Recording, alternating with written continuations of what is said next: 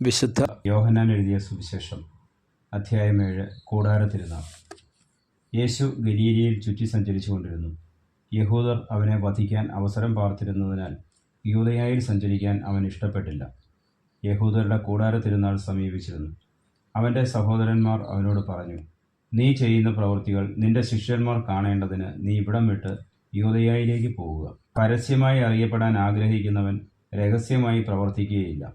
നീ ഇതെല്ലാം ചെയ്യുന്നെങ്കിൽ നിന്നെ ലോകത്തിന് വെളിപ്പെടുത്തുക. അവൻ്റെ സഹോദരന്മാർ പോലും അവനിൽ വിശ്വസിച്ചിരുന്നില്ല. യേശു പറഞ്ഞു, എൻ്റെ സമയം ഇതുവരെയും ആയിട്ടില്ല. നിങ്ങൾക്കാകട്ടെ എപ്പോഴും അനുകൂലമായ സമയമാണല്ലോ. ലോകത്തിന് നിങ്ങളെ വെറുക്കാൻ സാധിക്കുകയില്ല. എന്നാൽ അതിൻ്റെ പ്രവൃത്തികൾ തിന്മയാണെന്ന് ഞാൻ സാക്ഷ്യപ്പെടുത്തുന്നതിനാൽ അത് എന്നെ വെറുക്കുന്നു.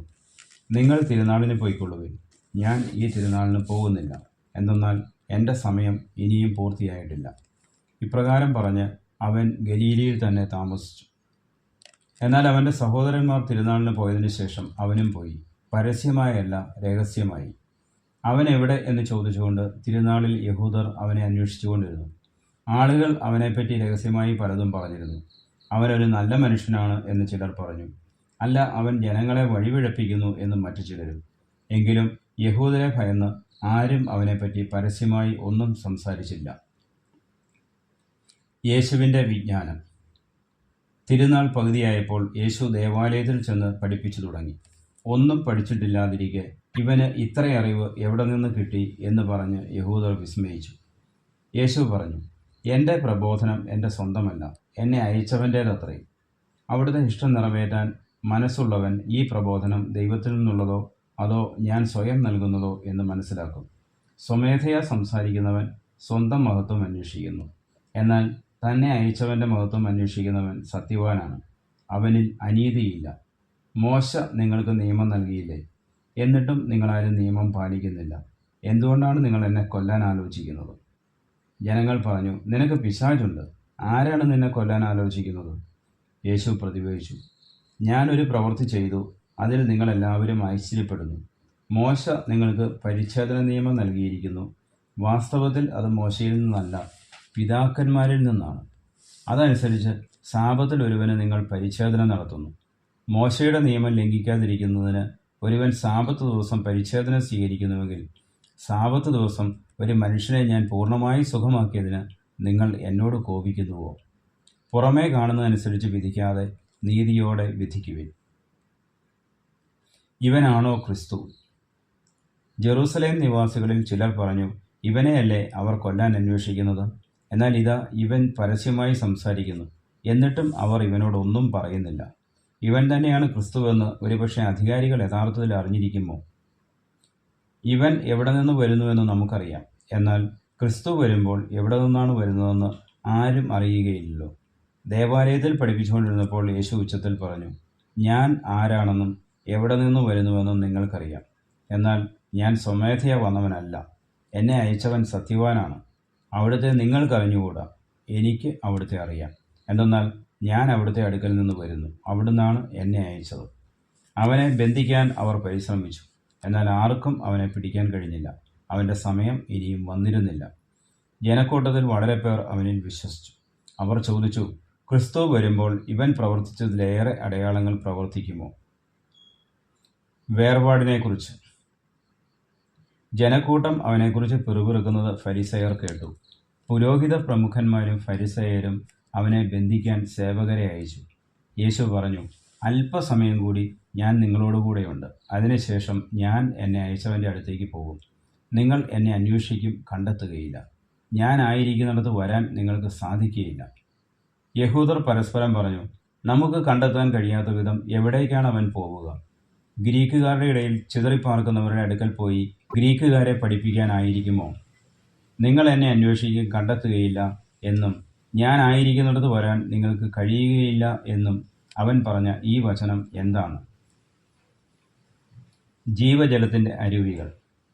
തിരുനാളിൻ്റെ അവസാനത്തെ മഹാദിനത്തിൽ യേശു എഴുന്നേറ്റ് നിന്ന് ശബ്ദമുയർത്തി പറഞ്ഞു, ആർക്കെങ്കിലും ദാഹിക്കുന്നെങ്കിൽ അവൻ എൻ്റെ അടുക്കൽ വന്ന് കുടിക്കട്ടെ. എന്നിൽ വിശ്വസിക്കുന്നവൻ്റെ ഹൃദയത്തിൽ നിന്ന് വിശുദ്ധ ലിഖിതം പ്രസ്താവിക്കുന്നത് പോലെ ജീവജലത്തിൻ്റെ അരുവികൾ ഒഴുകും. അവൻ ഇത് പറഞ്ഞത് തന്നിൽ വിശ്വസിക്കുന്നവർ സ്വീകരിക്കാനിരിക്കുന്ന ആത്മാവിനെ പറ്റിയാണ്. അതുവരെയും ആത്മാവ് നൽകപ്പെട്ടിട്ടില്ലായിരുന്നു. എന്നാൽ യേശു അതുവരെയും മഹത്വീകരിക്കപ്പെട്ടിരുന്നില്ല. അധികാരികളുടെ അവിശ്വാസം. ഈ വാക്കുകൾ കേട്ടപ്പോൾ ഇവൻ യഥാർത്ഥത്തിൽ പ്രവാചകനാണ് എന്ന് ചിലർ പറഞ്ഞു. മറ്റു ചിലർ പറഞ്ഞു, ഇവൻ ക്രിസ്തുവാണ്. എന്നാൽ വേറെ ചിലർ ചോദിച്ചു, ക്രിസ്തു ഗലീലയിൽ നിന്നാണോ വരിക? ക്രിസ്തു ദാവീദിന്റെ സന്താന പരമ്പരയിൽ നിന്നാണെന്നും ദാവീദിന്റെ ഗ്രാമമായ ബെത്ലേഹമിൽ നിന്ന് അവൻ വരുമെന്നുമല്ലേ വിശുദ്ധ ലിഖിതം പറയുന്നത്? അങ്ങനെ അവനെക്കുറിച്ച് ജനങ്ങൾക്കിടയിൽ ഭിന്നതയുണ്ടായി. ചിലർ അവനെ ബന്ധിക്കാൻ ആഗ്രഹിച്ചു. എന്നാൽ ആരും അവൻ്റെ മേൽ കൈവച്ചില്ല.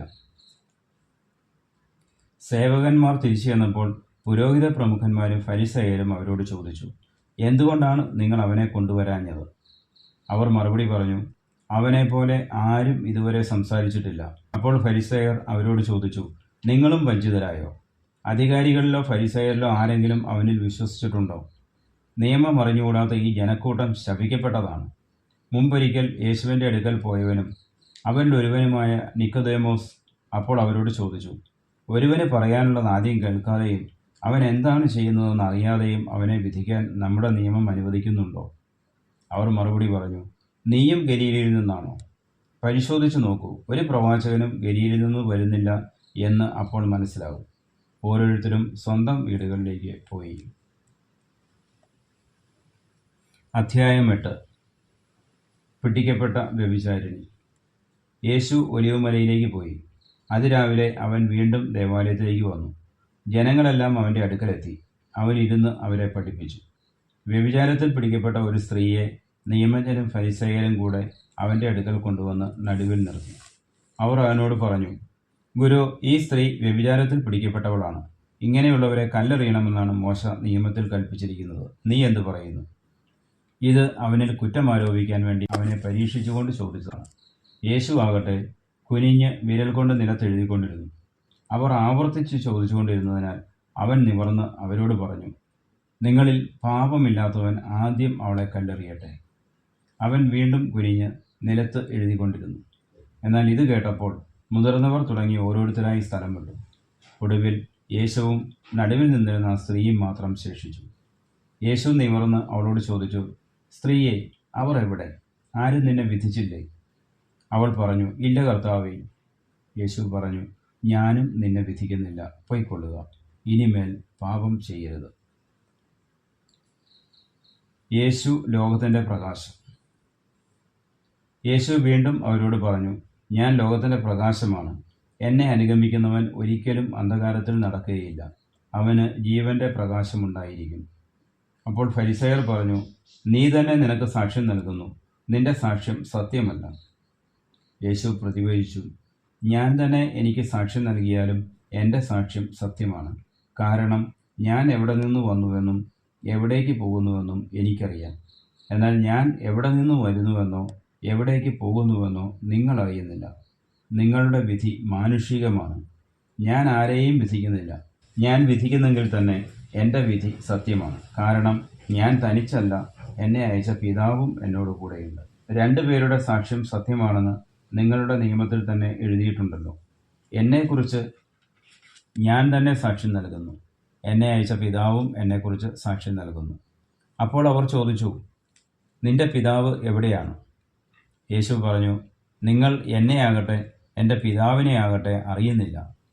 എന്നെ അറിഞ്ഞിരുന്നുവെങ്കിൽ എൻ്റെ പിതാവിനെയും അറിയുമായിരുന്നു. ദേവാലയത്തിൽ ഭണ്ഡാരസ്ഥലത്ത് പഠിപ്പിച്ചുകൊണ്ടിരുന്നപ്പോഴാണ് അവൻ ഇതെല്ലാം പറഞ്ഞത്. എന്നാൽ ആരും അവനെ പിടിച്ചില്ല. കാരണം അവൻ്റെ സമയം ഇനിയും വന്നു ചേർന്നിട്ടില്ലായിരുന്നു. യഹൂദർക്ക് മുന്നറിയിപ്പ്. യേശു വീണ്ടും അവരോട് പറഞ്ഞു, ഞാൻ പോകുന്നു. നിങ്ങൾ എന്നെ അന്വേഷിക്കും. എന്നാൽ നിങ്ങളുടെ പാപത്തിൽ നിങ്ങൾ മരിക്കും. ഞാൻ പോകുന്നിടത്തേക്ക് വരാൻ നിങ്ങൾക്ക് കഴിയുകയില്ല. അപ്പോൾ യഹൂദർ പറഞ്ഞു, ഞാൻ പോകുന്നിടത്തേക്ക് വരാൻ നിങ്ങൾക്ക് കഴിയുകയില്ല എന്നവൻ പറയുന്നല്ലോ. അവൻ ആത്മഹത്യ ചെയ്തേക്കുമോ? അവൻ പറഞ്ഞു, നിങ്ങൾ താഴെ നിന്നുള്ളവരാണ്, ഞാൻ മുകളിൽ നിന്നുള്ളവനും. നിങ്ങൾ ഈ ലോകത്തിൻ്റേതാണ്, ഞാൻ ഈ ലോകത്തിൻ്റേതല്ല. നിങ്ങൾ നിങ്ങളുടെ പാപങ്ങളിൽ മരിക്കും എന്ന് ഞാൻ നിങ്ങളോട് പറഞ്ഞു. എന്തെന്നാൽ ഞാൻ തന്നെ എന്ന് വിശ്വസിക്കുന്നില്ലെങ്കിൽ നിങ്ങൾ നിങ്ങളുടെ പാപങ്ങളിൽ മരിക്കും. അപ്പോൾ അവർ ചോദിച്ചു, നീ ആരാണ്? യേശു പറഞ്ഞു, ആരംഭം മുതലേ ഞാൻ നിങ്ങളോട് പറഞ്ഞിരുന്നത് തന്നെ. എനിക്ക് നിങ്ങളെക്കുറിച്ച് പലതും പറയാനും വിധിക്കാനുമുണ്ട്. എന്നെ അയച്ചവൻ സത്യവാനാണ്. അവിടുത്തെ അധരത്തിൽ നിന്ന് കേട്ടത് ഞാൻ ലോകത്തോട് പറയുന്നു. പിതാവിനെക്കുറിച്ചാണ് അവൻ തങ്ങളോട് സംസാരിച്ചതെന്ന് അവർ മനസ്സിലാക്കിയില്ല. അതുകൊണ്ട് യേശു പറഞ്ഞു, നിങ്ങൾ മനുഷ്യപുത്രനെ ഉയർത്തിക്കഴിയുമ്പോൾ ഞാൻ തന്നെയെന്നും ഞാൻ സ്വമേധയാ ഒന്നും പ്രവർത്തിക്കുന്നില്ല, പ്രത്യുത എൻ്റെ പിതാവ് എന്നെ പഠിപ്പിച്ചതുപോലെ ഇക്കാര്യങ്ങൾ ഞാൻ സംസാരിക്കുന്നുവെന്നും നിങ്ങൾ മനസ്സിലാക്കും. എന്നെ അയച്ചവൻ എന്നോട് കൂടെയുണ്ട്. അവിടുന്ന് എന്നെ തനിയെ വിട്ടിരിക്കുകയല്ല, കാരണം ഞാൻ എപ്പോഴും അവിടുത്തേക്ക് ഇഷ്ടമുള്ളത് പ്രവർത്തിക്കുന്നു. ഇത് പറഞ്ഞപ്പോൾ വളരെ പേർ അവനിൽ വിശ്വസിച്ചു. സത്യം നിങ്ങളെ സ്വതന്ത്രരാക്കും. തന്നിൽ വിശ്വസിച്ച യഹൂദരോട് യേശു പറഞ്ഞു, എൻ്റെ വചനത്തിൽ നിലനിൽക്കുമെങ്കിൽ നിങ്ങൾ യഥാർത്ഥത്തിൽ എൻ്റെ ശിഷ്യരാണ്. നിങ്ങൾ സത്യം അറിയുകയും സത്യം നിങ്ങളെ സ്വതന്ത്രരാക്കുകയും ചെയ്യും. അവർ അവനോട് പറഞ്ഞു, ഞങ്ങൾ അബ്രാഹത്തിൻ്റെ സന്തതികളാണ്. ഞങ്ങൾ ഒരിക്കലും ആരുടെയും അടിമകളായിരുന്നിട്ടില്ല. പിന്നെ എങ്ങനെയാണ് നിങ്ങൾ സ്വതന്ത്രരാക്കപ്പെടും എന്ന് നീ പറയുന്നത്? യേശു പ്രതിവചിച്ചു, സത്യം സത്യമായി ഞാൻ നിങ്ങളോട് പറയുന്നു, പാപം ചെയ്യുന്നവൻ പാപത്തിൻ്റെ അടിമയാണ്. അടിമ എക്കാലവും ഭവനത്തിൽ വസിക്കുന്നില്ല, പുത്രനാകട്ടെ എക്കാലവും വസിക്കുന്നു. അതുകൊണ്ട് പുത്രൻ നിങ്ങളെ സ്വതന്ത്രരാക്കിയാൽ നിങ്ങൾ യഥാർത്ഥത്തിൽ സ്വതന്ത്രരാകും. നിങ്ങൾ അബ്രാഹത്തിൻ്റെ സന്തതികളാണെന്ന് എനിക്കറിയാം, എന്നിട്ടും നിങ്ങൾ എന്നെ കൊല്ലാൻ ആലോചിക്കുന്നു. കാരണം എൻ്റെ വചനം നിങ്ങളിൽ വസിക്കുന്നില്ല. എൻ്റെ പിതാവിൻ്റെ സന്നിധിയിൽ കണ്ടവയെപ്പറ്റി ഞാൻ സംസാരിക്കുന്നു. നിങ്ങളുടെ പിതാവിൽ നിന്ന് കേട്ടത് നിങ്ങൾ പ്രവർത്തിക്കുന്നു. പിശാച് നിങ്ങളുടെ പിതാവ്. അവർ പറഞ്ഞു, അബ്രാഹമാണ് ഞങ്ങളുടെ പിതാവ്. യേശു അവരോട് പറഞ്ഞു, നിങ്ങൾ അബ്രാഹത്തിൻ്റെ മക്കളാണെങ്കിൽ അബ്രാഹത്തിൻ്റെ പ്രവൃത്തികൾ ചെയ്യുമായിരുന്നു. എന്നാൽ ദൈവത്തിൽ നിന്ന് കേട്ട സത്യം നിങ്ങളോട് പറഞ്ഞ എന്നെ കൊല്ലാൻ നിങ്ങൾ ആലോചിക്കുന്നു. അബ്രാഹം ഇങ്ങനെ ചെയ്തിട്ടില്ല. നിങ്ങൾ നിങ്ങളുടെ പിതാവിൻ്റെ പ്രവൃത്തികൾ ചെയ്യുന്നു. അപ്പോൾ അവർ പറഞ്ഞു, ഞങ്ങൾ ജാരസന്തതികളല്ല, ഞങ്ങൾക്ക് പിതാവ് ഒന്നേ ഉള്ളൂ, ദൈവം. യേശു അവരോട് പറഞ്ഞു, ദൈവമാണ് നിങ്ങളുടെ പിതാവെങ്കിൽ നിങ്ങൾ എന്നെ സ്നേഹിക്കുമായിരുന്നു. കാരണം ഞാൻ ദൈവത്തിൽ നിന്നാണ് വന്നിരിക്കുന്നത്. ഞാൻ സ്വമേധയാ വന്നതല്ല, അവിടുന്ന് എന്നെ അയച്ചതാണ്. ഞാൻ പറയുന്നത് എന്തുകൊണ്ട് നിങ്ങൾ ഗ്രഹിക്കുന്നില്ല? എൻ്റെ വചനം ശ്രവിക്കാൻ നിങ്ങൾക്ക് കഴിവില്ലാത്തതുകൊണ്ട് തന്നെ. നിങ്ങൾ നിങ്ങളുടെ പിതാവായ പിശാചിൽ നിന്നുള്ളവരാണ്. നിങ്ങളുടെ പിതാവിൻ്റെ ഇഷ്ടമനുസരിച്ച് പ്രവർത്തിക്കാൻ നിങ്ങൾ ആഗ്രഹിക്കുന്നു. അവനാകട്ടെ ആദ്യം മുതൽ കൊലപാതകിയാണ്. അവൻ ഒരിക്കലും സത്യത്തിൽ നിലനിന്നിട്ടില്ല, എന്തെന്നാൽ അവനിൽ സത്യമില്ല. കള്ളം പറയുമ്പോൾ സ്വന്തം സ്വഭാവമനുസരിച്ച് തന്നെയാണ് അവൻ സംസാരിക്കുന്നത്, കാരണം അവൻ നുണയനും നുണയുടെ പിതാവുമാണ്. ഞാൻ സത്യം പറയുന്നതുകൊണ്ട് നിങ്ങൾ എന്നെ വിശ്വസിക്കുന്നില്ല. നിങ്ങളിൽ ആർക്ക് എന്നിൽ പാപം തെളിയിക്കാൻ കഴിയും? ഞാൻ സത്യമാണ് പറയുന്നതെങ്കിൽ എന്തുകൊണ്ട് നിങ്ങൾ എന്നെ വിശ്വസിക്കുന്നില്ല? ദൈവത്തിൽ നിന്നുള്ളവൻ ദൈവത്തിൻ്റെ വാക്ക് ശ്രവിക്കുന്നു. നിങ്ങൾ ദൈവത്തിൽ നിന്നുള്ളവരല്ല, അതുകൊണ്ട് നിങ്ങൾ അവ ശ്രവിക്കുന്നില്ല. അബ്രാഹത്തിന് മുമ്പ് ഞാനുണ്ട്. യഹൂദർ പറഞ്ഞു, നീ ഒരു സമരിയക്കാരനാണെന്നും നിന്നിൽ പിശാചുണ്ടെന്നും ഞങ്ങൾ പറയുന്നത് ശരിയല്ലേ? യേശു പറഞ്ഞു, എനിക്ക് പിശാചില്ല. ഞാൻ എൻ്റെ പിതാവിനെ ബഹുമാനിക്കുന്നു. നിങ്ങളാകട്ടെ എന്നെ അപമാനിക്കുന്നു. ഞാൻ എൻ്റെ മഹത്വം അന്വേഷിക്കുന്നില്ല.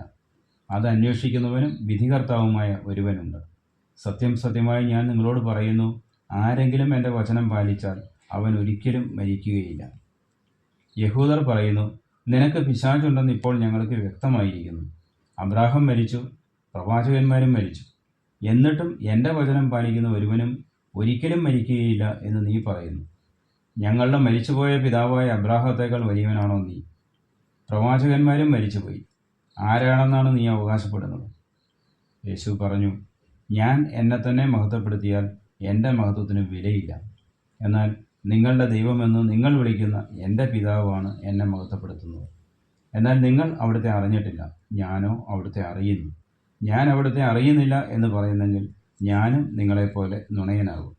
എന്നാൽ ഞാൻ അവിടുത്തെ അറിയുകയും അവിടുത്തെ വചനം പാലിക്കുകയും ചെയ്യുന്നു.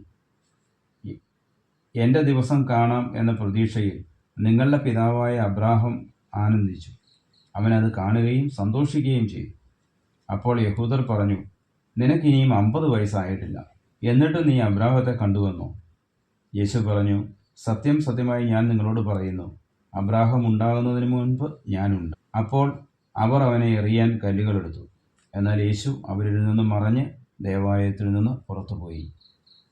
നമ്മുടെ കർത്താവായ മിശിഹായ്ക്ക് സ്തുതി.